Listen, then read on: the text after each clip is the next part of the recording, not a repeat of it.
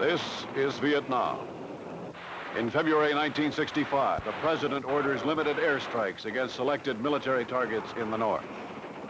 As with generations before them, these American fighting men have been called away from their homes off to a distant land to engage in a bitter and bloody struggle, this time against the aggressive forces of communist North Vietnam and the Viet Cong. In the swamps and jungles, American soldiers carry out their orders, locate and defeat the guerrillas and terrorists of the communist Viet Cong. The American mission, peace, an honorable end to the conflict, ensuring the continued sovereignty of South Vietnam.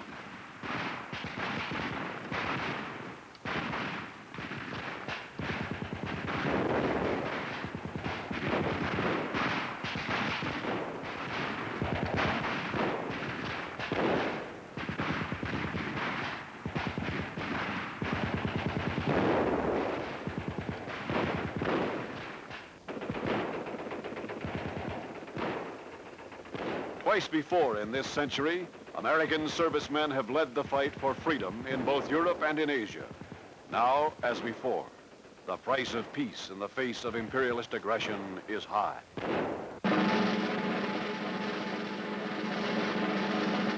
Hot damn Vietnam. We offer full moral support to all men of draft age who refuse military service. My objection to it is that I don't know of very many flags which have been so often prostituted as this one. Well, I think it's time to start organizing for the next one, when maybe we will block him and he can't get into his White House.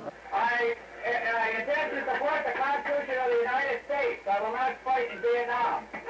While brave men are dying in the battle to stop communist aggression abroad, here at home, Americans are witnessing demonstrations, teach-ins, and draft card burnings conducted by a wide variety of groups and individuals united under a common banner which they call the Peace Movement. The purpose of this film is to help you analyze, discuss, and evaluate this highly vocal and at times even militant minority, one which is likely to become even more vocal and militant in the months ahead. To do so, we must first identify some of the activist elements involved. One organization prominent in the so-called peace movement is the W.E.B. Du Bois Clubs of America, described by FBI Director J. Edgar Hoover as one of the most ambitious communist youth movements in years, an illegitimate spawn conceived by the Communist Party. Formed in June of 1964, its leaders include Bettina Aptheker, an avowed Communist Party member, and Eugene Dennis Jr., the son of a former secretary of the Communist Party. Its publication is called The Insurgent. Even more militant is the Progressive Labor Party, organized in New York, July 1st, 1962, by a group expelled from the Communist Party for being too extremist. Its publications include Challenge, a weekly newspaper, and PL, Progressive Labor, a monthly magazine. Its members were instrumental in establishing and controlling another group, the May 2nd Movement, or M2M, founded at Yale University in March of 1964. Infiltrators into the M2M report that it has actively solicited aid for the communist troops fighting in Vietnam. Its publication is called The Free Student. Two other militant leftist groups are the Workers' World Party, a Trotskyite organization, and its youth affiliate, Youth Against War and Fascism. The largest, most powerful Trotskyite group is the Socialist Workers' Party, which publishes this weekly newspaper, The Militant. Its youth group, the Young Socialist Alliance, publishes this monthly magazine, The Young Socialist. Militant extremists expelled from the Socialist Workers' Party in 1964 have formed still another group known as Spartacist, which publishes this bi-monthly newsletter of the same name. Students for a Democratic Society, formed in 1960, has been extremely active in organizing demonstrations and urging resistance to the military draft through acts of civil disobedience. In 1965, SDS members voted to permit communists to join and serve in leadership capacity. For this action, they were severely chastised by their parent organization, the League for Industrial Democracy. Also active in the peace movement are Women Strike for Peace, which welcomes communists as members and leaders, the Committee for Nonviolent Action, whose members have refused to serve in the Vietnam War, the Student Peace Union, the Catholic Worker, the War Resisters League, the Committee for a Sane Nuclear Policy, and many others. Members of these many diversified elements, communists, Trotskyites, socialists, pacifists, and liberals, have joined together in a united front for what they call peace. Anti-American, an internal threat, extremist, giving aid and comfort to the enemy, you be the judge as you witness the peace movement in action. This is the University of California, a major staging ground for radical leftist demonstrations and meetings. Nearly 10,000 students attend a marathon 32-hour teach-in featuring speeches by Alaska's Democrat Senator Ernest Greening, Levi Lee Laub, a leader of the Progressive Labor Party, and Mike Meyerson, the International Secretary of the W.E.B. Du Bois Clubs, who proudly displays a ring made from the tail of an American jet plane shot down in Vietnam by communist gunfire. Stoughton Lind, a Yale University professor, urges the gathering to commit acts of civil disobedience so massive that our top government officials will have to resign. Both Norman Thomas and Norman Mailer reserve their sharpest attacks for the president himself.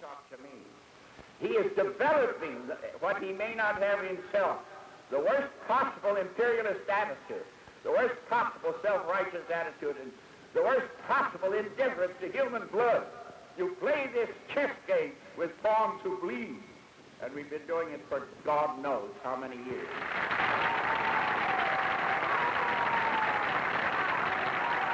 The president needed another issue. Then it came to the president. Hot damn Vietnam.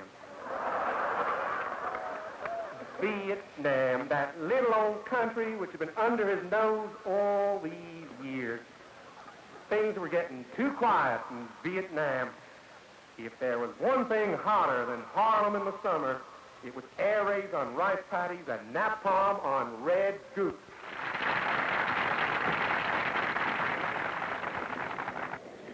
During the summer months, the protests are accelerated in their intensity. In early August, students from the Berkeley campus learned that one of the major points of embarkation for troops destined for Vietnam is in nearby Oakland. On several occasions, radical leftists lead contingents of students in attempts to block trains carrying military troops into the Oakland base. Police guards clear demonstrators from the tracks and escort the train through the protesting crowds.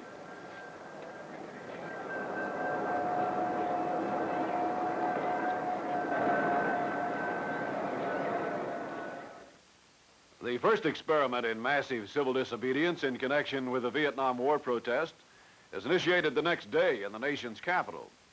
Weeks before, a call has gone out through various militant leftist publications announcing a 3-day demonstration climaxing on Monday, August 8th, with a march toward the Capitol with the intention of convening in the chamber of the House of Representatives where a declaration of peace will be read. Coordinating headquarters for the demonstration is set up at the Washington offices of SNCC, the Student Nonviolent Coordinating Committee, and the signers of the call include Carl Blois, a correspondent for the Communist People's World and publications director of the W.E.B. Du Bois Clubs, Stoughton Lind, the Yale professor, David Dellinger, formerly associated with the Fair Play for Cuba Committee and currently a sponsor of the Radical Committee for Nonviolent Action, and Carl Oglesby, the leader of the Students for a Democratic Society. The 3-day protests begin with an attempt by the demonstrators to enter the grounds of the White House. When stopped by police, they're advised by their leaders about their next course of action. A.J. Musty of the Committee for Nonviolent Action. There has been discussion already of a much larger scale attempt on the part of a great many more people to put the thing up to the president himself and to commit civil disobedience continuously if he will not, as a matter of fact, see American people rather than a group of small delegates. We were debating whether or not to stay a few more hours or whether to stay all night or whether to leave now, and I feel that the point we made is, has been made. There's no sense in staying around, and I just say that I thought the president probably didn't give a damn whether we stayed here all night. That by that I meant that I think he's probably gone somewhere else and that we're not blocking traffic here, so there's no real point in anybody staying on any longer. I think you're logical. Good, you got your point across. Well, I think it's time to start organizing for the next one, when maybe we will block him and he can't get into his White House. I doubt if that's going to happen. I am inclined to agree with Joan that the better part of political intelligence at this point is to figure that we have made about as much impact as we will make if we should, for instance, stay another couple hours or even all night, that I would like to see those people who have spoken so cogently on the need for civil disobedience, I would like to see them speaking in the workshops tomorrow. And then the final reminder is that on Monday, there will hopefully be more civil disobedience at the Assembly for Unrepresented People. And I hope that out of the workshops we'll develop plans for civil disobedience on Monday of that character. And I hope that since we are apparently spared from going to jail today, I hope that as many as possible of us will be able to be present at that time recommitting civil disobedience. The next day, demonstrators picket the White House. Later, they proceed to the workshops where discussions range from the war to the campaign to abolish the House Committee on Un-American Activities. While on the other side of the globe, South Vietnamese Rangers proudly display the flag of their communist Viet Cong enemy, a flag which they had just captured after a long and bloody battle. Several participants in the Washington demonstration attract attention by planting the same banner near their literature table in the shadow of the Washington Monument. The group identifies itself as the Committee to Aid the National Liberation Front, the political front for the communist Viet Cong. The committee's chairman explains the purposes of his organization. The purpose of this committee is to advise people in this country who feel that the war in Vietnam is unjust and feel that the government's killing of people in Vietnam should cease, on how they can send money to the National Liberation Front for purposes of medical aid. Now, what is the feeling here? Will you actually be sending money to people to help support people that our Marines are fighting? Well, the committee will not be sending any money to the National Liberation Front ourselves. We will be advising people who want to do it on their own to do it on their own. We simply will be selling our buttons which advise support the National Liberation Front and telling people where they can send the money by registered mail too. Confirming Teague's statement, this announcement appears in a subsequent issue of Spartacist, urging readers to support the National Liberation Front by sending money to an address in Prague, Czechoslovakia. The announcement then states that more information can be obtained by writing to Walter Teague in care of the Committee to Aid the National Liberation Front at a New York City address. In a subsequent interview, a leader of the Students for a Democratic Society admits his group's role in the anti-draft movement. Now, the Students for Democratic Society has taken a stronger position on this. I think you yourself and representatives of your organization have actually urged people to burn up their draft cards, tear up their draft cards, and not comply with the draft. Is that true? Right. We would urge people to have nothing to do whatsoever with all the machinery of the war, but more than that, try to take the idea of resistance into the communities and organize around it. Poor communities, Negro and white communities, trade union locals, even the suburbs and working class communities around New York City. People are trying to find ways to open up the dialogue on Vietnam that has been missing on the street level and on the corner level. And that is being done in a number of places this summer. The next morning, the march to the Capitol begins. A Presbyterian minister participating in the demonstration explains his presence. Well, I represent the Protestants at the Columbia University in New York City. I'm marching simply as a human being who doesn't want to get blown up. Sponsors of the demonstration include Russ Nixon, managing editor of the National Guardian newspaper, who has been identified on 5 occasions as a member of the Communist Party in sworn testimony before the House Committee on Un-American Activities. Both he and Donna Allen of the Women's Strike for Peace, another sponsor of the demonstration, were cited for contempt of Congress for their refusal to testify at a 1964 committee hearing. As the demonstration nears the Capitol grounds, the marchers are warned by police officials twice that if they proceed, they will be subjecting themselves to arrest. Singing, "We shall not be moved," the marchers continue.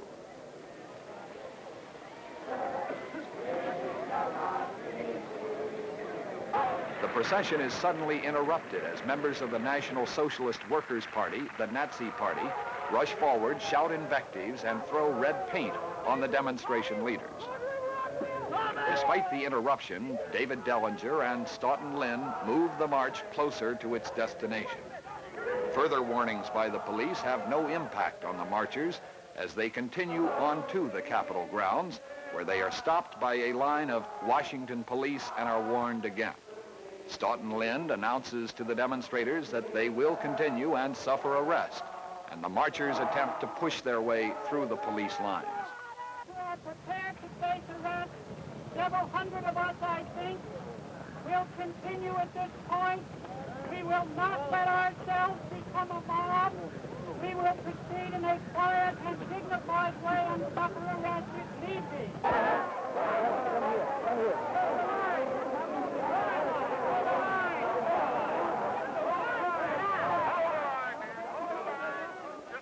When stopped by the police, the demonstrators sit down on the sidewalk in what they call passive resistance. Stoughton Lynn, the Yale professor, is among the first to be arrested. Later, he is joined by David Dellinger, and ultimately, before the afternoon is over, by more than 250 others. The arrested marchers are loaded into paddy wagons and police buses and escorted off to police headquarters. In an attempt to block the buses, several demonstrators lie down in front of the wheels. Complaints of police brutality are heard as they are removed and carried away.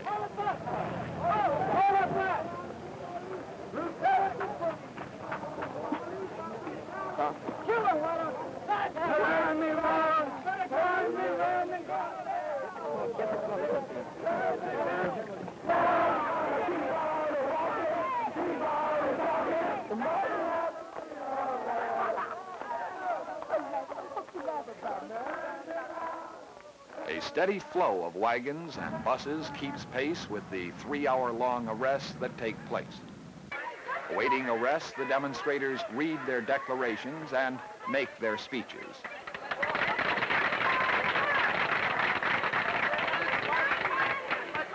U.S. intervention in Vietnam is against the interests of the vast majority of the American people.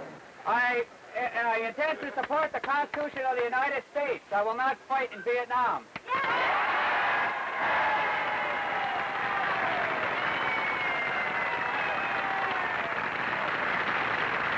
The whole world, everybody in France, in England, in Ghana, in Vietnam, in Cuba, in Russia, the whole world are watching us right now.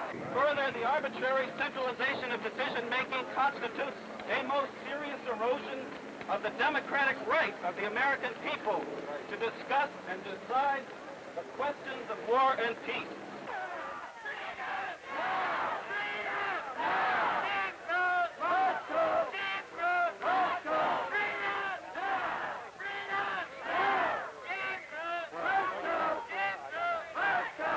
The war stimulates the most reactionary elements of this country, raising the ugly threat of McCarthyism. The United States, and of the world, but particularly the United States, is not whether they are overthrown, but whether they repent, whether they change in order to keep us all from being destroyed. That's what I'm saying. Give me a chance, will you?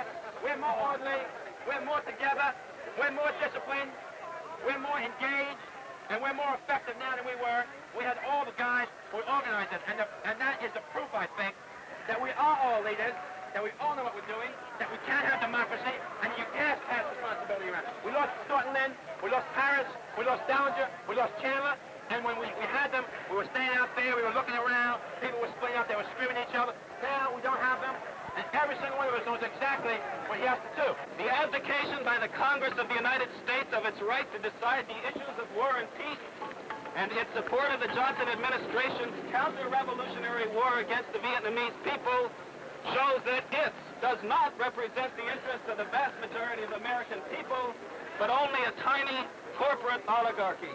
Take your time, man. Take your time.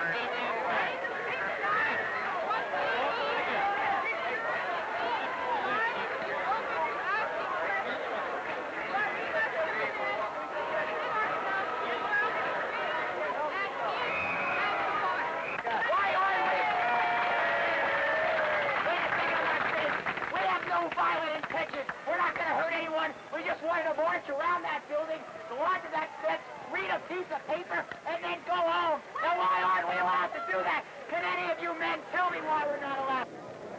From the demonstrators' point of view, their first venture into massive civil disobedience over the Vietnam War is a great success. They are arrested and convicted of violating the law. Many are even imprisoned. According to subsequent news reports, two of the leaders, Stoughton Lind, on the right of your screen, and Tom Hayden, leave the United States on December 19th, together with Communist Party official Herbert Aptheker, and fly to communist North Vietnam for conferences with communist officials there. A new type of protest and civil disobedience occurs in New York City at an October 15th rally. David Miller, a member of the socialist-oriented Catholic worker organization, publicly burns his draft card. Barry Basson, another featured performer at the rally, explains his opposition to the draft. Barry, why do you object to the draft?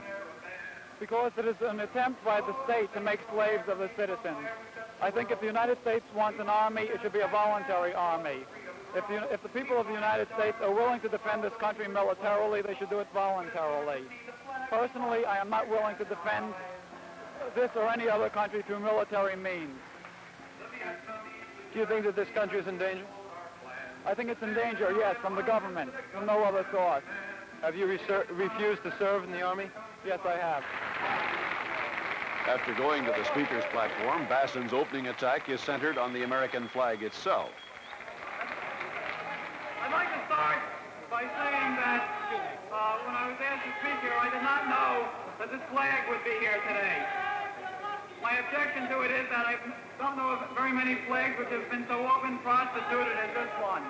October 15th and 16th are set aside as days for international protest by the militant groups, organized by the Vietnam Day Committee, a Berkeley-based group.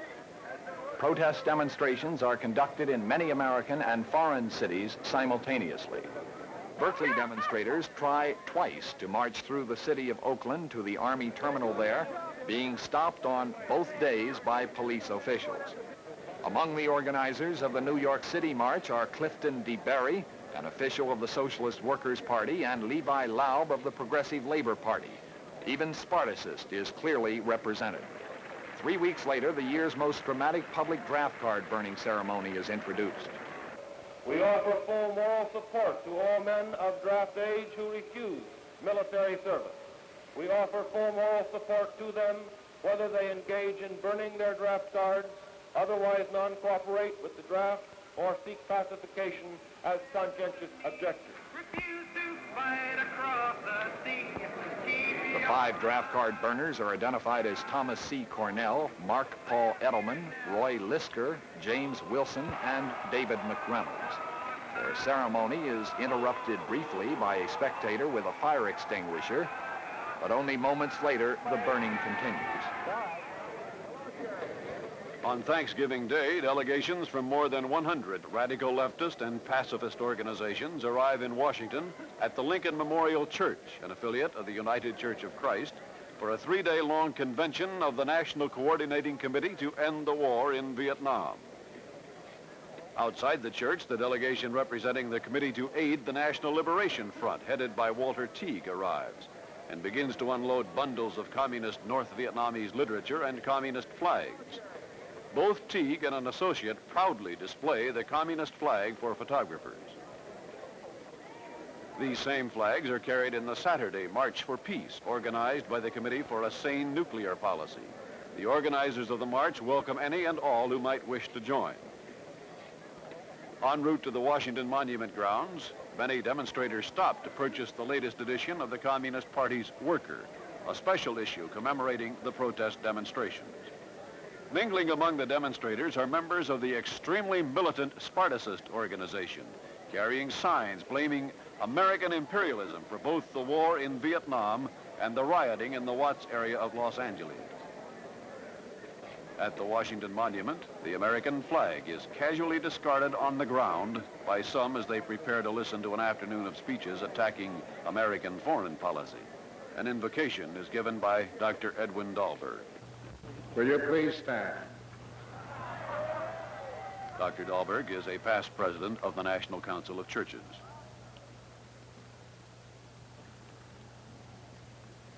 Almighty and eternal God, we have come together from all parts of our nation to voice what we believe to be the better conscience of the American people.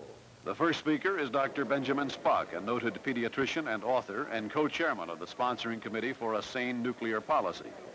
Dr. Spock comments, "It has been futilely trying to impose on South Vietnam a reactionary dictatorship which has never had more than lukewarm support from a small proportion of the citizens."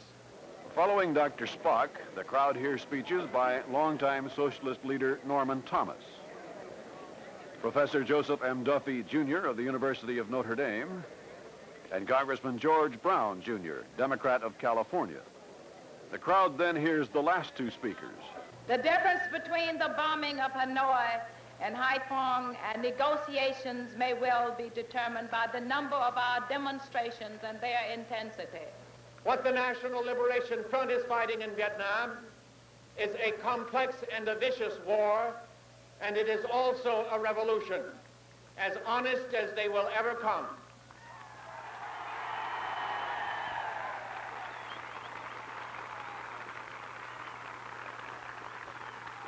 And this is a fact which all our intricate official denials will never change. Can we understand why the Negroes of Watts rebelled? Then why do we need a devil theory for the rebellion in South Vietnam? In spite of the charges of militant leftists, the facts on the struggle in Vietnam remain clear. The North Vietnamese dictatorship, headed by Ho Chi Minh, has launched clear-cut aggression against the Republic of Vietnam, using the Viet Cong as the military arm of attack and the National Liberation Front as its political apparatus. Repudiated by almost 1 million refugees from communist-ruled North Vietnam, Ho Chi Minh hypocritically calls for liberation of South Vietnam and attempts to disguise his aggression as a civil war.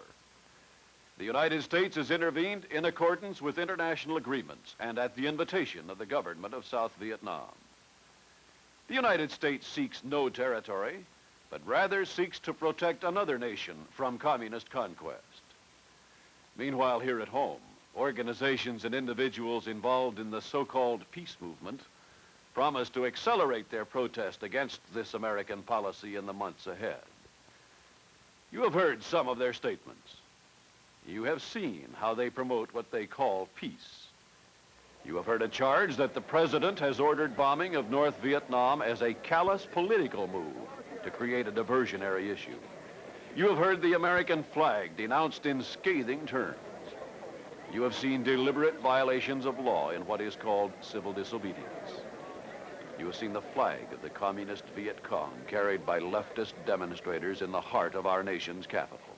Under orders from the President of the United States and with the overwhelming support of your representatives in the Congress, this flag flies today off the shores of Vietnam. It is carried into the swamps and jungles, a symbol of hope for freedom and justice for those in that besieged nation who are resisting communist aggression. It represents you and your traditions. In every crisis, the American people have always rallied behind it and the brave men who answered its call. And they shall again. As battles roar and brave men fall, not just for the core, those words, duty, honor, country, but for you.